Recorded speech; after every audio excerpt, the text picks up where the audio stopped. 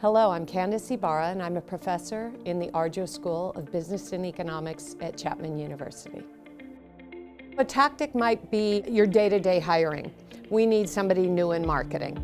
So what are we going to do? Who's the right person for that position? A strategy would be, what kind of marketing do we want to do to be able to create that competitive advantage? One of the things I talk to my students about to let them know that they're even thinking strategically, I ask them why they're at the university.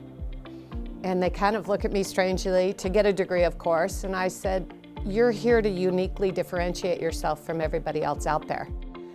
A lot of people think strategy is for somebody at the highest levels in an organization.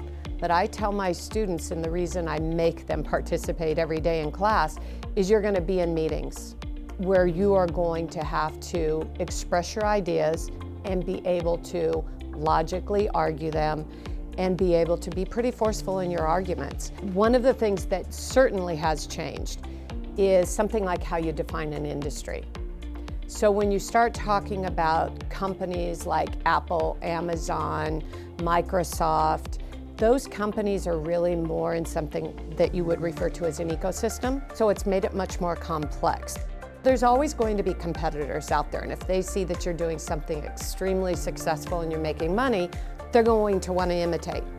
So you may have to continue to innovate yourself, but the goal is to always consider yourself to not have competition. And what I mean by that is make yourself or make the company so unique and have such a position that is valued by customers at the time that you, in a sense, don't have competition. What is it that the Gen Zers, the millennials, what do those customers want, and do you have to then adjust your strategy for that? So in strategy, it's kind of the perfect place to talk about it, because one of the things we look at is cultural changes.